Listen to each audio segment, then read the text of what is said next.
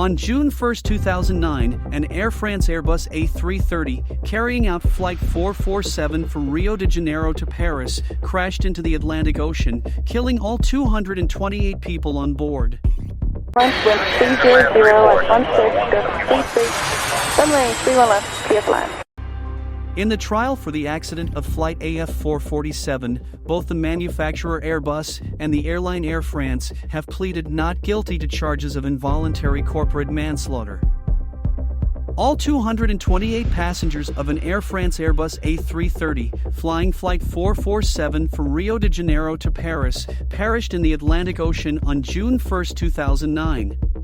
The incident remains to be the worst Air France has ever experienced and the deadliest Airbus A330 crash. The investigating judges ultimately decided to drop all charges in September 2019, following a 10-year investigation.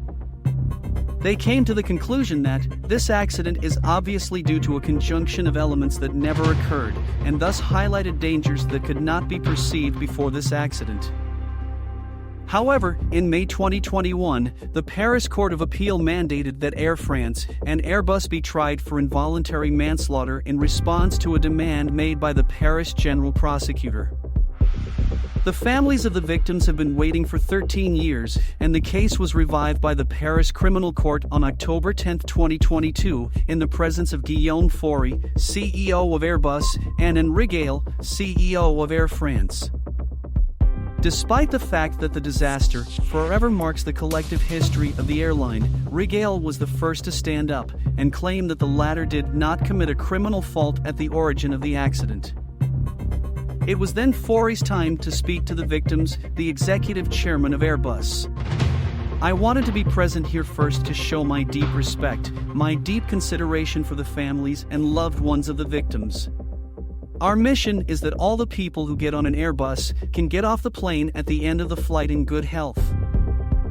Air France and Airbus might be subject to fines of up to €225,000 if the courts conclude that they were guilty of a crime. What happened to Air France Flight AF447? 3 seconds before impact, we hear pilot Robert say, "Oh my God, we're going to crash, I can't believe it." At around 2 a.m. local time, on the evening of June 1, 2009, radar contact with Flight AF447 was lost. 228 people vanished, sparking a mystery that would last for 2 years. At the time, the loss seemed unimaginable. How could a cutting-edge commercial aircraft, run by one of the safest airlines in the world, just vanish? By June 6th, the Atlantic Ocean's first floating chunks of debris had been discovered. Any hopes of the jet making a miracle landing or ditching were dismissed. No one survived the loss of Air France 447. The investigation had little evidence to work with because there weren't many floating pieces of debris. The flight data recorder, FDR, and cockpit voice recorder, CVR, the two most crucial pieces of evidence, were among the remaining wreckage that was submerged deep in the ocean. Early on, sabotage was a possibility. The retrieved fragments, nevertheless, showed no signs of explosion damage. Even though the disaster didn't seem to be intentional, only the debris could tell whether the plane was unharmed when it hit the ground. The initial components found were compressed in a way that indicated the jet went down belly first, ruling out a nosedive. According to the type of damage and the amount of debris, Air France Flight 447 did not crash at a high rate of speed. Additionally, there had been no sign of trouble from the crew. Air France 447 reached a communication dead zone over the middle of the Atlantic after the crew's final contact with Brazilian air traffic control at 1:33 a.m. The next scheduled connection was due to take place with ATC in Senegal, Africa. Air France 447 disappeared somewhere during the communication gap. It would take 2 years to find the airplane, despite advanced underwater scanning technologies. Finally, on April 2, 2011, 6.5 nautical miles northeast of the flight's last location, the wreckage was discovered. The wreckage field was small and concentrated, indicating that Air France A330 was intact when it hit the surface of the water. The black boxes were also recovered, meaning that investigators would finally be able to find out what had happened to the aircraft. While flying over the Atlantic, Air France A330 encountered a thunderstorm. The first of several tragic events started during this storm. Ice crystals formed in the pitot tubes, which are a component of the pitot static system. The autopilot instantly disconnected after the system reported inadequate speed readings to the flight computer, forcing the aircraft into manual mode. It was at this moment that the second fatal event occurred. The nose of the aircraft was raised when the first officer pulled back on his control side stick, and the plane stalled as a result of this maneuver. The normal procedure would have been to just maintain level flight. However, the inaccurate speed estimates and the autopilot's deactivation led to uncertainty. Throughout the rest of the tragic flight, neither member of the flying crew was able to stop the plane from diving. There is no way to know for sure what happened during the descent or what it was like for the passengers.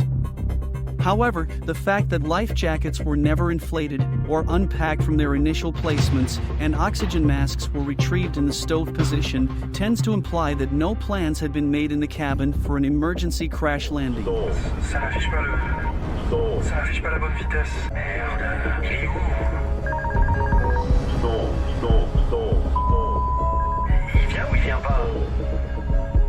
The pitot probe's icing and the pilot's erroneous reactions were identified as the primary contributing factors to the crash in the BEA's final assessment, which was published in 2012. The BEA concluded that the obstruction of the pitot probes by ice crystals during the cruise was a phenomenon that was known but misunderstood by the aviation community at the time of the accident. The combination of the ergonomics of the warning design, the conditions in which airline pilots are trained and exposed to stalls during their professional training, and the process of recurrent training do not generate the expected behavior in any acceptable, reliable way. Fais attention à ta vitesse. Fais attention à ta vitesse. Ok, je redescends. Stabilise. Ouais. Qu'est-ce qui se passe là? Qu'est-ce que vous foutez? Mais qu'est-ce qui se passe? Je sais pas ce qui se passe. Le contrôle de l'avion. On a totalement perdu le contrôle de l'avion. On comprend rien. On a tout tenté. Non, tu montes là. Je monte là? Ok. Alors on descend. Tu montes? Merde, c'est pas possible.